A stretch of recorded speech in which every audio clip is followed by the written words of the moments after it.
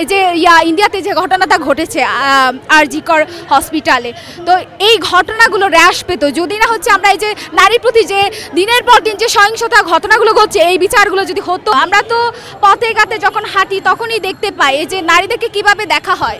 আমি একজন পাহাড়ির একজন, এই যে নতুন সরকার আসলো বা স্বরাষ্ট্র উপদেষ্টা যিনি আছেন তার কাছে আমি দাবি রাখবো যে এই যে আমার পাহাড়ে দীর্ঘ 28 বছর যাবৎ সেই কল্পনা চাকমাকে অপহরণ করা হয়েছে। আমরা বিভিন্ন জায়গায় সন্ধান চেয়েছি, রাষ্ট্রের কাছে জবাব চেয়েছি, কিন্তু আমরা কোনো জবাবই পাইনি এবং 28 বছর পেরিয়ে গেছে কিন্তু এই বিচার এবং হচ্ছে তার যে সন্ধান দেওয়া দরকার, রাষ্ট্রের একটা হচ্ছে জবাবদিহিতা যে দেয়া দরকার আমাদেরকে, সেটা এখনো পর্যন্ত দেয়নি। তো সেই ক্ষেত্রে আমি এটা দাবি রাখবো এবং আশাও রাখবো এই যে স্বৈরাচার সরকার পতন হয়েছে, এই পতনের মধ্য দিয়ে যাতে পূর্ববর্তী যে ধর্ষণগুলো সংঘটিত হয়েছে এইগুলো বিচার হওয়া দরকার এবং এই ধর্ষণের ঘটনাগুলো যদি বিচার হয় তবেই আমি মনে করব যে ধর্ষণ কিছুটা হলে রোধ পাবে। হ্যাঁ, অবশ্যই আনা উচিত, কারণ এটা দিনে দিনে বাড়ছে, এটা কমছে না একেবারে।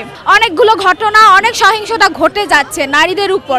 শুধু ধর্ষণ কেন বলবো, আমরা তো পথে ঘাটে যখন হাঁটি তখনই দেখতে পাই এই যে নারীদেরকে কিভাবে দেখা হয়। অর্থাৎ সিস্টেমটা হচ্ছে পুরুষদেরকে এমনভাবে ক্ষমতাধর করে মানে পরিচিতি করিয়ে দেয়, সেক্ষেত্রে নারীদেরকে দুর্বল ভাবা হয় সমাজে। সেক্ষেত্রে আমি মনে করি এই ধর্ষণের ঘটনা, নারী প্রতি সহিংসতা, এই যে ইন্ডিয়াতে যে ঘটনাটা ঘটেছে আরজি কর হসপিটালে, তো এই ঘটনাগুলো হ্রাস পেত যদি না হচ্ছে আমরা এই যে নারীর প্রতি যে দিনের পর দিন যে সহিংসতা ঘটনাগুলো ঘটছে এই বিচারগুলো যদি হতো বা হচ্ছে রাষ্ট্রের মাধ্যমে যদি হচ্ছে এই বিষয়গুলো কিভাবে রোধ করা যায় বা সচেতনতা কিভাবে তৈরি করা যায় এই বিষয়গুলো যদি সরকার বা রাষ্ট্রপক্ষ যদি দেখতো।